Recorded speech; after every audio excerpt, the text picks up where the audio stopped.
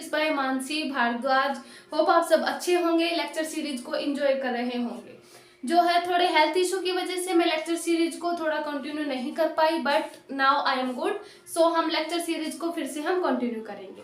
तो देखो previous video lecture में हमने क्या किया था, कि जो हमारे रिजोल्यूशन ऑफ ए वेक्टर था, हमने रिजोल्यूशन कैसे किया था, वेक्टर का रिजोल्यूशन कैसे होता है, और किया था कंपोनेंट ऑफ ए वेक्टर। ठीक है, और कंपोनेंट ऑफ ए वेक्टर। अब जो कंपोनेंट हमने वेक्टर के किए थे उसमें हमने क्या देखा था, देखो हमने देखा था कि हमारे पास एक्स डायरेक्शन में वेक्टर जाएगा और वाई डायरेक्शन में, और उनका हम सम करके स्क्वायर रूट करके उस तरीके से हम ए निकाल देंगे। ठीक है, इसका मैंने न्यूमेरिकल भी करवाया था प्रीवियस वीडियो लेक्चर में। आज के वीडियो लेक्चर में हम करेंगे क्या, दैट इज कि हम वेक्टर को जब मल्टीप्लाई करते हैं तो हमारे पास दो वेज आते हैं। ठीक है, वो वेज देखेंगे कौन कौन से होंगे। यहाँ पे हमारे पास दो वेज आते हैं। जब हम वेक्टर को वेक्टर के साथ मल्टीप्लाई करते हैं तो उसको हमारे पास दो तरीके से इक्वेशन आएंगे। एक तो मान लें कि हमारे पास जब हम दो वेक्टर को मल्टीप्लाई करते हैं ना, अगर हमारे पास वेक्टर को मल्टीप्लाई करने पर स्केलर आता है तो वो हमारा क्या होता है, स्केलर प्रोडक्ट। ठीक है, तो ये हमारा होगा, अगर ये हमें स्केलर मिल जाए स्केलर, तो ये होगा हमारा स्केलर प्रोडक्ट, या फिर इसको हम डॉट प्रोडक्ट भी बोलते हैं क्योंकि इनके बीच में क्या है, डॉट। ठीक है, या फिर हमारा होगा डॉट प्रोडक्ट। ठीक है, यहां से देखो हमारे पास कुछ इस तरीके का आएगा, जैसे कि हमने A dot B because it is scalar product और डॉट प्रोडक्ट। जब हम ए डॉट बी को, जब हमने दो वेक्टर को मल्टीप्लाई किया तो हमें मिला scalar that is A B cos theta. ये इक्वेशन मैं आपको प्रीवियस वीडियोज में करवा चुकी हूँ। कॉस थीटा हमारा क्या होता है, दो वेक्टर के बीच में एंगल होता है। ठीक है, ये A dot B is equal to A B. अब ये हमें क्या मिल गई, एक स्केलर क्वांटिटी। ठीक है ना, और ये हमारी क्या थी, दो एक वेक्टर, दोनों ही वेक्टर थे। ठीक है, तो दो वेक्टर क्वांटिटी को मल्टीप्लाई करके अगर हमें स्केलर मिलता है तो वो हमारा होता है स्केलर प्रोडक्ट या फिर डॉट प्रोडक्ट। इतना क्लियर हुआ कैसे हुआ। अब देखो इसका एग्जांपल ये है कि हमारे पास जो मैग्नेटिक फ्लक्स आता है, ठीक है, वो हमारा ये होता है ना, B dot A, magnetic field into area. ये दोनों हमारे क्या है, वेक्टर क्वांटिटी है। इन दोनों का प्रोडक्ट हमें क्या दे रहा है, स्केलर। तो ये हमारा मैग्नेटिक फ्लक्स जो है ये एक एग्जांपल है किसका, स्केलर प्रोडक्ट का। इतना क्लियर हुआ कि जब हम दो वेक्टर को मल्टीप्लाई करते हैं हमें वो स्केलर दे दे तो वो हमारा होता है स्केलर या फिर डॉट प्रोडक्ट। ठीक है, अब देखो इनके बीच में जो एंगल रहता है ना, ये वाला एंगल, ये यहाँ पे 180 डिग्री, यानी इनके बीच में जो एंगल रहता है वो क्या रहता है, 0 से 180 के बीच में। ठीक है, अगर मान लिया कि एक डॉट बी को जब हम मल्टीप्लाई करें तो ये पॉजिटिव आई, तब एंगल क्या होगा, 0 से 90 डिग्री। ठीक है, अगर हमारा ए डॉट बी को अगर हम मल्टीप्लाई करें और एंगल आ जाए ये आ जाए नेगेटिव।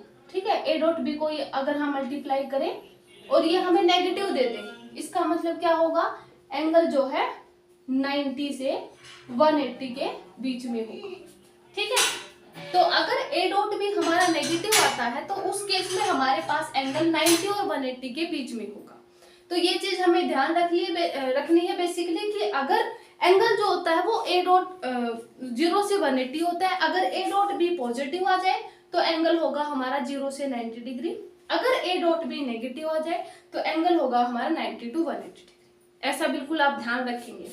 अब इसमें कुछ बेसिक फॉर्मूले आते हैं। अब देखो इंपॉर्टेंट फॉर्मूले हमारे कौन से होंगे, इंपॉर्टेंट फॉर्मूले मैं आपको यहाँ पे इसके जो है क्वेश्चन भी करवाऊंगी ताकि आपको कंफ्यूजन ना हो कि इन पे बेस जो है क्वेश्चन है वो कैसे बनते हैं। ठीक है, आपको यहाँ से अंदाजा होता रहेगा कि किस तरीके के क्वेश्चन बनते हैं ताकि आपको कोई प्रॉब्लम ना हो। ठीक है, तो देखो इंपॉर्टेंट फॉर्मूले, सबसे पहले हमारा जो ये स्केलर प्रोडक्ट होता है या फिर डॉट प्रोडक्ट होता है, ये हमारा जो है कॉम्यूटेटिव लॉ को फॉलो करता है, यानी ए डॉट बी अगर होगा तो वो बी डॉट ए भी हो सकता है। जैसे कि मैंने बताया था मैग्नेटिक फ्लक्स का एग्जांपल। ठीक है, ये तो मैग्नेटिक फ्लक्स और मैग्नेटिक फील्ड और एरिया है, इसको आप बी और ए को इक्वल ना समझिए, ये दो वेक्टर हैं। ये मैंने इसका एक एग्जांपल बताया था ठीक है, ये दोनों इक्वल नहीं है, ये मैं वैसे बता रही हूँ, कम्यूटेटिव लॉ को फॉलो करता है, ठीक है। उसके बाद हमारी ऑर्थोगोनैलिटी कंडीशन। ऑर्थोगोनैलिटी कंडीशन मतलब कि हमारे जो वेक्टर जो परपेंडिकुलर हो जाते हैं ना, तो उनके बीच में एंगल हमें पता है बेसिकली जीरो ही होगा, क्योंकि cos 90 हमारा क्या बनेगा, जीरो, ठीक है। तो ऑर्थोगोनैलिटी कंडीशन को भी ये फॉलो करते हैं। ए इज परपेंडिकुलर टू बी, इसका मतलब जीरो, इनके बीच में एंगल, इनका बीच में जो cos थीटा वो जीरो हो जाएगा, ठीक है। उसके बाद अगर हम इस तरीके से ए डॉट ए को करते हैं तो यह हमें ए स्क्वायर देगा definitely, because B A dot A देगा, तो इसका मतलब हमें यहाँ पे क्या मिलेगा, स्केलर मिलेगा, ठीक है। उसके बाद हमारी जो फोर्थ कंडीशन आती है, फोर्थ हमारी ये आ जाती है, मान लिया हम ऐसे करते हैं जैसे P प्लस क्यू मान लिया, ठीक है। इसका अगर हम मैग्नीट्यूड लें इस तरीके से, ये मैं आपको प्रीवियस लेक्चर में करवा चुके हैं, बिल्कुल इजी है, तो इसको हम ऐसे लिख सकते हैं, ठीक है, 2PQ cos थीटा, इसको हम ऐसे लिख सकते हैं ना, ठीक है, P plus Q cos square, क्योंकि ये हमें देता क्या है, स्केलर ही तो देता है, तो P क्रॉस जो मैंने यहाँ पे बताई यही वाली प्रॉपर्टी, P वेक्टर और P वेक्टर हमें P स्क्वायर देगा, ठीक है, Q वेक्टर और Q वेक्टर हमें Q स्क्वायर दे देगा, 2PQ cos थीटा हो जाएगा। इतना क्लियर है। अब देखो हमारी जो फिफ्थ आ गई, ये थर्ड हो गई थी, ये फोर्थ हो गया था, फिफ्थ हमारा क्या बनेगा, फिफ्थ हमारा बनेगा कि अगर I डॉट I है और J डॉट J है और K डॉट K है, ये हमें देंगे 1, यानी यूनिट वेक्टर। हमें पता है बिल्कुल, अगर I देखो इस तरीके से, ये हमारा x डायरेक्शन में है, ये हमारा y डायरेक्शन में है, इसका हम यूनिट वेक्टर I कैप मानकर चले, इसका J कैप मानकर चले, ठीक है। तो क्या होगा, अगर देखो I कैप के साथ ही करेंगे तो इनके बीच में एंगल क्या होगा, पैरेलल है, तो पैरेलल के बीच में एंगल क्या होता है, 0 डिग्री, cos 0 हमारा क्या होता है 1, तो I डॉट I हमें क्या दे देगा, यूनिट वेक्टर 1, क्योंकि यूनिट वेक्टर हमारा I और I क्या है 1 है, तो I डॉट I हमें दे देगा 1, J डॉट J हमें दे देगा 1, K डॉट K हमें दे देगा 1। तीनों ही प्रॉपर्टी, तीनों ही हमारा जो इनका प्रोडक्ट है ये हमें 1 देगा। और अकॉर्डिंग टू ऑर्थोगोनैलिटी कंडीशन कि I डॉट J, ठीक है, I डॉट J और J dot K dot I, ये हमें क्या देगा 0। ये इसकी बेसिक प्रॉपर्टीज है, इसको आप ध्यान रखिएगा, आगे हम इनके क्वेश्चन करेंगे तब आपको पता चलेगा कितनी इंपॉर्टेंट है। तो आप बिल्कुल ध्यान रखेंगे कि अगर हम उसी डायरेक्शन में यूनिट वेक्टर निकाल रहे हैं, सेम कुछ भी एंगल नहीं है, तो उस केस में हमें यूनिट वेक्टर यानी I dot I, J dot J, K dot K हमें 1 देगा। लेकिन अगर परपेंडिकुलर डायरेक्शन में है I dot J, J dot K, K dot I, आप वैसे भी अंदाजा लगा सकते हैं कि cos 90 0 होता है और I और J के बीच में एंगल 90 डिग्री बनेगा, because these are mutually perpendicular, you know very well, that is I, J and K इस तरीके से बनेगा, तो इनके बीच में क्या है, ये म्यूचुअली परपेंडिकुलर है डेफिनेटली, तो इनके बीच में एंगल क्या है 90 डिग्री, तो वो हमें क्या देगा 0, ठीक है। इसमें कोई कंफ्यूजन होने वाली बात है नहीं, ठीक है। और यहाँ पे हमें I डॉट J 0 आ जाएगा, J डॉट K 0 दे देगा, K डॉट I हमें 0 दे देगा, ठीक है। ये हमारी इसकी कुछ प्रॉपर्टी होगी। एक इसमें एक लास्ट प्रॉपर्टी आती है जो बहुत ही इंपॉर्टेंट है, उस पे बेस न्यूमेरिकल भी आते हैं, उस प्रॉपर्टी को हम देखते हैं। देखो मैं इसको रिमूव कर रही हूँ, आप इसको लिख लेना, ठीक है। आप इसका स्क्रीनशॉट भी ले सकते हैं इजीनेस के लिए। वैसे स्क्रीनशॉट लिया हुआ गैलरी में कभी नहीं देखते, इवन मैं भी नहीं देखती, ऐसा सबके साथ होता है, भाई स्टूडेंट लाइफ है, ठीक है ना, because I am also a student, I am not a teacher. मैं सिर्फ अपना जो है थोड़ा बहुत नॉलेज है आपके साथ शेयर करती हूँ, ठीक है ना। तो थोड़ी बहुत शेयर, जैसे मैं कुछ पढ़ लेती हूँ तो मैं वो शेयर कर देती हूँ, बस ऐसा ही है, ठीक है ना। I am not a teacher, I am also a student, ठीक है। तो यहाँ पे देखो इतना हो गया, तो आप इसको लिख लेना। अब हम करते हैं हमारी नेक्स्ट प्रॉपर्टी। अब देखो हमारी नेक्स्ट प्रॉपर्टी क्या है, हमारी प्रॉपर्टी ये आती है कि अगर हम जो है कंपोनेंट करें ए का, ठीक है, ए का कंपोनेंट करें बी डायरेक्शन में, जैसे कि मान ले कि हमारे पास ये है, ठीक है, सॉरी ये हम ऐसे मानते हैं, ठीक है, ये मान लिया हमारा ए वेक्टर है, ये हमारा मान लिया बी वेक्टर है, ठीक है, इस तरीके से। तो ये है कि component of A along direction B, यानी कंपोनेंट ऑफ ए, इसको हम प्रोजेक्शन भी बोलते हैं, component of A along B. ठीक है, ये बेसिकली आपको ऐसे मिलता है कि projection of A along B. Projection का मतलब कंपोनेंट ही होता है कि ए का कंपोनेंट बी के अलोंग है वो कैसे होगा। तो ए का कंपोनेंट अगर हम देखो तो इस डायरेक्शन में हमारे पास क्या होता है, ए साइन थीटा, इस डायरेक्शन में हो जाएगा ए कॉस थीटा। ठीक है ना, तो हमारे पास क्या आ जाएगा, A cos theta is equal to B, ऐसे हो जाएगा ना। अब देखो, अब यहाँ पे हमारे पास जब इनका हम प्रोजेक्शन निकालते हैं ना तो हमारे पास एक फॉर्मूला आता है जो हम क्या लेते हैं, ये आ जाएगा ए और बी का ये यूनिट वेक्टर। अब ये जो बी है ये बी, यानी यहाँ पे projection of A component of A along B, इसका जब हम ये फॉर्मूला निकालेंगे तो ए यूनिट वेक्टर ए, ये तो ये आ गया, और बी हमारे पास ये आ जाएगा।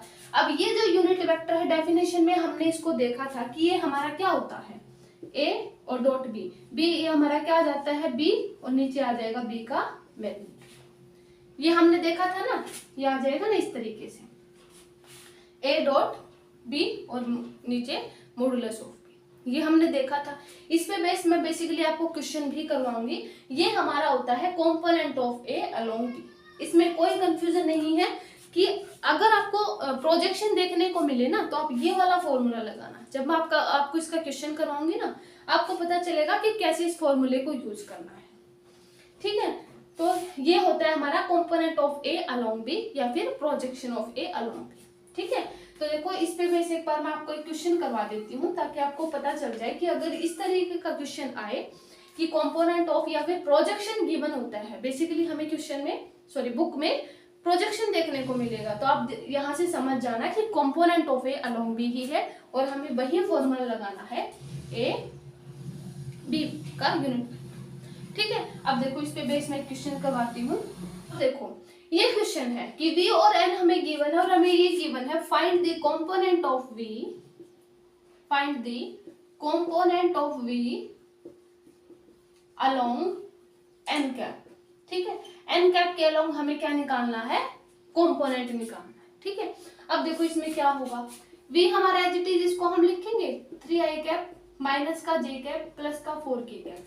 ठीक है, n कैप देखो i माइनस का 2j कैप माइनस का k कैप। मैंने बताया था यूनिट वेक्टर का हमें फॉर्मूला लगाना है, नीचे हम क्या रखेंगे, इसका मैग्नीट्यूड। ठीक है, तो इस तरीके से हम इसको सॉल्व करेंगे। जो ये जिसके अलोंग हमसे पूछा गया ना उसका हम क्या लिखेंगे, यूनिट वेक्टर लिखेंगे। यूनिट वेक्टर की डेफिनेशन लिखेंगे कि ये हमारे पास वेक्टर, नीचे इसका मैग्नीट्यूड। ठीक है, मल्टीप्लाई कर दे इसको, देखो मैं अलग अलग लिख देती हूँ। देखो 3 प्लस का 2 माइनस का 4 बाय √6 कितना आ जाएगा, 1 बाय √6। ये हमारा क्या आ गया, प्रोजेक्शन।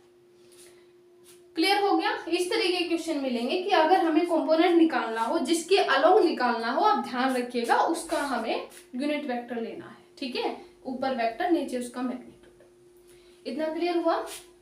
तो ये हो गया हमारा स्केलर प्रोडक्ट, उसकी कुछ प्रॉपर्टीज हो गई। ठीक है, ये हमारा था स्केलर प्रोडक्ट। आप ध्यान रखिएगा, प्रीवियस जो है स्लाइड में हमने किया था।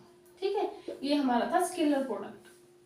ठीक है, अब हम कर रहे हैं वेक्टर प्रोडक्ट। ठीक है, वेक्टर प्रोडक्ट। अब देखो वेक्टर प्रोडक्ट का मतलब है हमें क्या पता चल रहा है कि यहाँ पे जब हम दो वेक्टर को मल्टीप्लाई करेंगे तो वो हमें वेक्टर ही देगा, तो वो हमारा क्या होता है, वेक्टर प्रोडक्ट। स्केलर प्रोडक्ट में हमें क्या मिल रहा था, दो वेक्टर को मल्टीप्लाई कर रहे थे तो हमें स्केलर मिल रहा था। इसका एग्जाम्पल क्या था, एक मैग्नेटिक फ्लक्स था। ठीक है, अब हम इसका सेकंड पार्ट करते हैं, दैट इज वेक्टर प्रोडक्ट। अब देखो वेक्टर प्रोडक्ट हमारा क्या है, वेक्टर प्रोडक्ट जैसा कि हमने स्केलर प्रोडक्ट में देखा था कि हमारे पास आई डॉट जे 0 था। ठीक है, जे डॉट के 0 था, के डॉट आई भी हमारे पास 0 था। ये हमने देखा था स्केलर प्रोडक्ट में। लेकिन अगर आई डॉट आई हम कर रहे थे तो वो हमें 1 दे रहा था, जे डॉट जे 1 दे रहा था, के डॉट के 1 दे रहा था। ये हमने देखा था स्केलर प्रोडक्ट में। अब तो यहाँ पे जो क्रॉस प्रोडक्ट या फिर वेक्टर प्रोडक्ट होता है, अब वेक्टर और क्रॉस प्रोडक्ट हमारा क्या होता है, जब हम दो वेक्टर को मल्टीप्लाई करते हैं ना और वो हमें वेक्टर ही देता है तो वो हमारा क्या होता है, वेक्टर प्रोडक्ट। जैसा कि हमने स्केलर प्रोडक्ट में देखा था कि अगर हम दो वेक्टर को मल्टीप्लाई करते हैं और वो हमें क्या देता है, स्केलर, तो वो हमारा स्केलर प्रोडक्ट होता है। तो अब देखो जैसे कि हमने दो वेक्टर मान लिए, ठीक है, ए क्रॉस बी, यहाँ पे हमें यहाँ पे दो वेक्टर को मल्टीप्लाई करने पर अगर वेक्टर ही मिले तो वो हमें हमारा क्या होगा, vector product A B sine theta और ये आ जाएगा एन कैप। अब देखो ये जो एन कैप आया है ये क्यों आ रहा है, क्योंकि देखो हमने देखा था कि जब हम आई डॉट आई कर रहे थे, जे डॉट जे कर रहे थे, के डॉट के कर रहे थे, वो हमें 1 दे रहा था। लेकिन जब हम एक दूसरे वेक्टर को एक दूसरे के साथ मल्टीप्लाई कर रहे थे तो वो हमें 0 दे रहा था, बिकॉज हमारे पास रिलेशन क्या था, ए बी कॉस थीटा का रिलेशन था। कॉस थीटा हमें पता है cos 90 डिग्री, क्योंकि आई डॉट जे हमारे एक दूसरे के परपेंडिकुलर होते हैं, तो 90 डिग्री के एंगल में cos 90 0 होता है, ये हमें पता है। अब देखो ये जो क्रॉस प्रोडक्ट होता है ना, इसमें हम जो है राइट हैंड थंब रूल से हमारे पास वेक्टर की डायरेक्शन को हम निकालते हैं। जैसे कि ए डॉट बी है, अगर हम इस तरीके से, क्योंकि हमारा जो वेक्टर है कुछ इस तरीके से, अगर हम इसको एंटी क्लॉकवाइज अगर रोटेट करें, ठीक है, अगर हम अपने फिंगर को जिस डायरेक्शन में वेक्टर क्लॉक रोटेट करें अगर उस तरीके से हम घुमाएं तो हमारा थर्ड कंपोनेंट कहाँ पे आएगा, परपेंडिकुलर डायरेक्शन में, तो ये हमारा हो जाएगा सी के। इसका मतलब ये हुआ कि जब हम दो वेक्टर का क्रॉस प्रोडक्ट लेते हैं या फिर वेक्टर प्रोडक्ट लेते हैं तो जो उसका जो क्रॉस प्रोडक्ट आएगा वो हमें क्या देगा, किस डायरेक्शन में आएगा, परपेंडिकुलर डायरेक्शन में ऑलवेज, और वही यहाँ पे एन कैप क्या बता रहा है, उसकी डायरेक्शन। तो आप यहाँ पे बिल्कुल कंफ्यूज ना हो कि एन कैप क्या है। एन कैप हमें जो है, अगर हम दो वेक्टर का क्रॉस प्रोडक्ट करते हैं उनकी हमें डायरेक्शन बता रहा है कि दो वेक्टर का क्रॉस प्रोडक्ट हमेशा परपेंडिकुलर आएगा, परपेंडिकुलर डायरेक्शन में, ठीक है, ये होता है हमारा क्रॉस प्रोडक्ट, ठीक है। अब देखो इसमें हमने प्रॉपर्टीज देखी थी कुछ ये स्केलर प्रोडक्ट में, ठीक है, कुछ वेक्टर प्रोडक्ट में हमारे पास कुछ अलग प्रॉपर्टीज होंगी। अब देखो कौन सी होंगी, सबसे पहले इसकी प्रॉपर्टीज होगी कि cross product is the anti commutative मतलब A dot cross B is equal to minus का बी क्रॉस ए, ये होती है, ये हमारी क्या है, एंटी कॉम्यूटेटिव प्रॉपर्टी। उसके बाद ये होते हैं एंटी पैरेलल। अब एंटी पैरेलल इसका मतलब क्या हुआ कि अगर ए पैरेलल बी है, अगर ए बी के पैरेलल है तो वो हमें क्या देगा, 0। अब इसका देखेंगे कैसे। अब देखो अगर हम आई क्रॉस आई करते हैं, ठीक है, जे क्रॉस जे करते हैं या फिर के क्रॉस के करते हैं तो ये हमें 0 देता है। अब ये कैसे, देखो अब 0 कैसे, मतलब अगर हम आई, मतलब मान लिया कि ये आई डायरेक्शन है, ये मान लिया जे डायरेक्शन, ठीक है, इसको मान लिया अगर हम ऐसे, इसमें अलग डायग्राम, मान लिया ये जे डायरेक्शन है, ठीक है। अब यहाँ पे अगर हम देखें कि I dot I, J dot J, के डॉट के, अब देखो आई क्रॉस आई, इसका मतलब आई क्रॉस आई, इसका मतलब दोनों ही आई क्रॉस आई, इसका मतलब क्या आ जाएगा, आई साइन थीटा। साइन हमारे पास क्या है, एंगल, कुछ भी नहीं है, साइन 0 क्या बनेगा, 0, इसका मतलब ये हमें 0 देगा, क्योंकि आई और आई में क्या एंगल हो सकता है, जैसा कि हमने स्केलर प्रोडक्ट में देखा था कि आई और आई में कुछ एंगल नहीं होता भाई, इसीलिए cos थीटा 0 आ गया था। तो उसी तरीके से आई डॉट आई में कोई एंगल नहीं होता, साइन 0 0 और जे क्रॉस जे 0, के क्रॉस के 0। लेकिन अगर हम यहाँ पे देखें कि I dot J is equal to J dot K is equal to K dot I, के जो डॉट आई है, ठीक है, जे डॉट के और के डॉट आई। अगर हम यहाँ पे देखें, अब देखो आई और जे में हमारे पास 90 डिग्री का एंगल, हमें पता है आई और जे परपेंडिकुलर होते हैं म्यूचुअली। अब म्यूचुअली परपेंडिकुलर है तो इनके बीच में एंगल क्या होगा, 90 डिग्री। अब साइन 90 क्या होता है, 1, तो इसका मतलब ये हमें क्या देगा, 1, ठीक है, तो इसका मतलब ये हमें 1 दे देगा साइन 90। यानी हमारे पास आई डॉट जे, जे डॉट के, अगर आई डॉट जे है तो ये हमें के दे देगा, क्योंकि हमारे पास इस तरीके का था ना, A cross B is equal to A B sine theta, तो साइन 90 ये तो 1 आ जाएगा, तो साथ में यही तो बचेगा कि अगर हम आई डॉट जे कर रहे हैं तो वो हमें के देगा। According to this equation we got a third perpendicular direction component, ठीक है, तो हमें थर्ड कंपोनेंट मिलेगा जो उसके परपेंडिकुलर होगा। तो हमें पता है आई जे के आपस में परपेंडिकुलर होते हैं, तो आई डॉट जे हमें के देगा। ठीक है, तो I dot J is equal to K, J dot K is equal to I. ठीक है, और K dot I is equal to J. ठीक है, आप ध्यान रखिए हमेशा वेक्टर प्रोडक्ट वेक्टर प्रोडक्ट और क्रॉस प्रोडक्ट का मतलब ये है कि दो वेक्टर मिलके हमें परपेंडिकुलर डायरेक्शन थर्ड कंपोनेंट देते हैं। ठीक है, तो परपेंडिकुलर डायरेक्शन हमारे ये आ जाएंगे। ठीक है, अब देखो यहाँ पे इनको भाई तभी समझ जा सकता है, देखो जब मैं आपको क्वेश्चन करवाऊंगी, because I am also student, मैं दोबारा रिपीट कर रही हूँ क्योंकि मुझे भी भाई बिना एग्जाम्पल के देखो समझ नहीं आते थे, इसलिए मैं आपको यहाँ पे एग्जाम्पल करवाऊंगी ताकि आपको अच्छे से कॉन्सेप्ट क्लियर हो जाए, है ना। तो कोई भी प्रॉब्लम नहीं है आपको, मैं ऐसी उम्मीद करती हूँ आपको समझ आ गया होगा। क्रॉस प्रोडक्ट का मतलब ही ये होता है कि हमें थर्ड कंपोनेंट मिलेगा परपेंडिकुलर डायरेक्शन। ठीक है, अब मैं इसके कुछ क्वेश्चन करवाती हूँ। यहाँ पे ये हमारा हो गया। ठीक है, ये कुछ प्रॉपर्टीज थी, एंटी कॉम्यूटेटिव होता है, ए पैरेलल एंटी पैरेलल होते हैं। ठीक है, अब मैं इसके कुछ क्वेश्चन करवाती हूँ। देखो पहले आप इस क्वेश्चन को एक बार आप खुद सॉल्व करके देखिए, बिकॉज ये बहुत इजी है, परपेंडिकुलर का ही एग्जांपल है जो कि मैंने स्केलर प्रोडक्ट में करवाया था। अगर दो वेक्टर परपेंडिकुलर है तो उनके बीच में क्या होना चाहिए, उनका प्रोडक्ट जीरो होना चाहिए। स्केलर प्रोडक्ट में मैंने बताया था बिकॉज cos 90 जीरो होता है, तो आप वहां से भी अंदाजा लगा सकते हैं कि आप स्केलर प्रोडक्ट का यूज करेंगे या वेक्टर प्रोडक्ट का, है ना। क्योंकि हमें पता है परपेंडिकुलर के बीच में अगर परपेंडिकुलर है इनका डॉट प्रोडक्ट जीरो होगा तभी हमारे पास अल्फा की वैल्यू आ सकती है भाई, और वो अल्फा की वैल्यू और cos थीटा जीरो कब बन सकता है, जब हमारे पास क्या हो, स्केलर प्रोडक्ट। ठीक है, अब देखो म्यूचुअली परपेंडिकुलर है, यानी हमारे पास ए डॉट बी क्या आना चाहिए, जीरो, इनका डॉट प्रोडक्ट क्या बनना चाहिए, जीरो। अब देखो इनका डॉट प्रोडक्ट करें कितना आ जाएगा, 10, 5, उसके बाद 14 और प्लस का 3 अल्फा बनेगा इज इक्वल टू जीरो।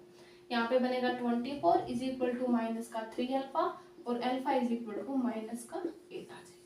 ठीक है, म्यूचुअली परपेंडिकुलर थे। म्यूचुअली परपेंडिकुलर में आप ध्यान रखिएगा, अगर इस तरीके का कुछ क्वेश्चन बनता है तो आप बिल्कुल ध्यान रखिएगा कि इनका डॉट प्रोडक्ट जीरो होना चाहिए म्यूचुअली परपेंडिकुलर के लिए। ठीक है ना, तो इनका डॉट प्रोडक्ट जीरो होगा तभी हमें कुछ कांस्टेंट की वैल्यू मिल सकती है। अभी देखो जो अभी मैंने वेक्टर प्रोडक्ट करवाया था ना, अगर हमारे पास कुछ इस तरीके का मिल जाए ना कि ए क्रॉस बी बताओ, ठीक है, इन पे बेस्ड हम क्वेश्चन भी करेंगे। ठीक है, आपको पता चल जाएगा कि इस तरीके के क्वेश्चन कैसे मिलते हैं। तो हम ऐसे करेंगे जैसे कि हमारे पास आ जाएगा कि ए के कंपोनेंट मान लिया ए एक्स आई कैप, ए वाई जे कैप और ए जेड के कैप। ठीक है, और बी वेक्टर के हमारे पास आ गया बी एक्स आई कैप, बी वाई जे कैप, बी जेड के कैप, इस तरीके के आएंगे। ठीक है, दो वेक्टर आएंगे तो इनका क्रॉस प्रोडक्ट हम निकालेंगे आई जे के।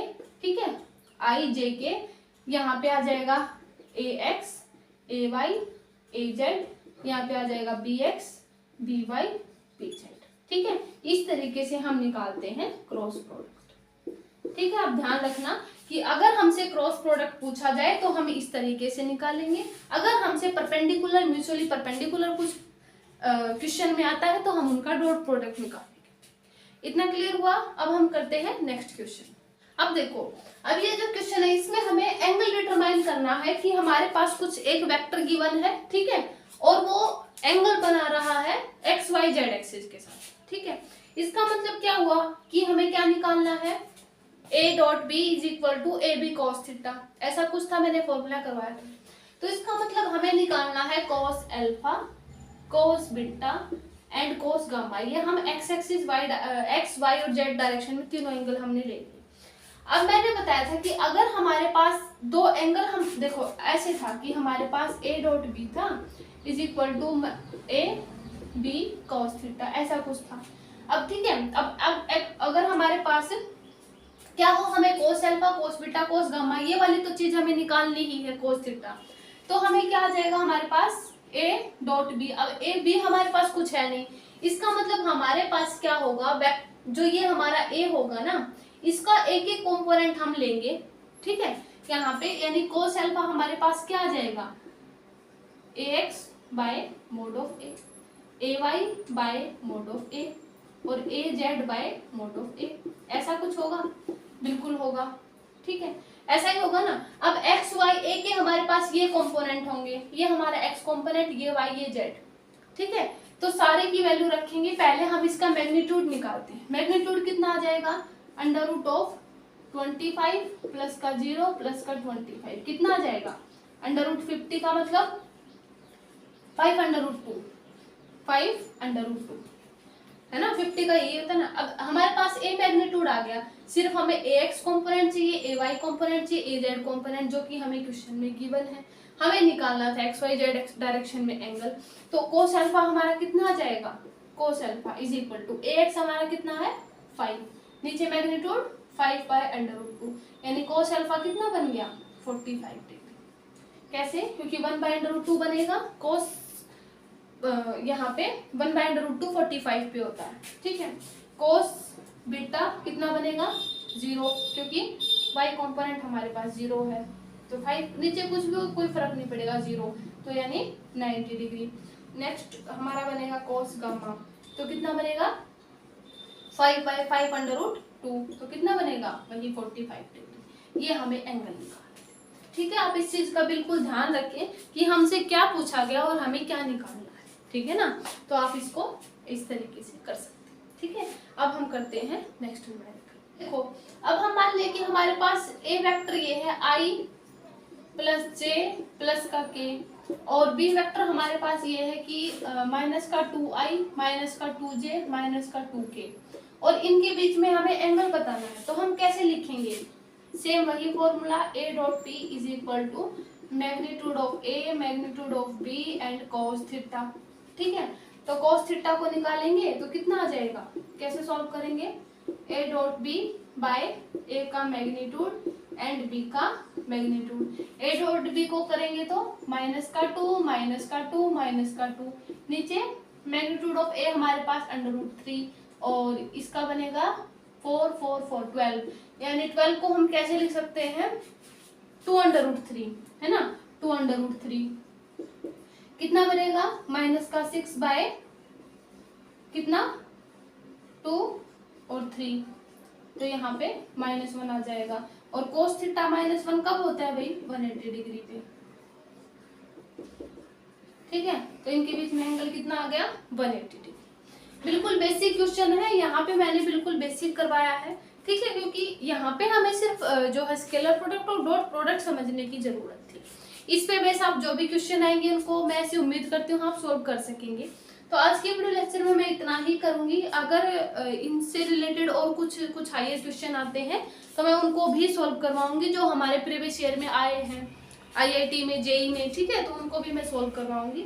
यहाँ तक मैं इस जो है कॉन्सेप्ट को क्लियर कर चुकी हूँ विद न्यूमेरिकल, ठीक है। इस पे बेस्ड क्वेश्चन और होंगे तो मैं आपको वो सोल्व करवा दूंगी, जिससे आपको ये कॉन्सेप्ट अच्छे से क्लियर हो जाए। तो आज के वीडियो लेक्चर में हम इतना ही रखते हैं। वीडियो को लाइक करें, शेयर करें। Thank you so much.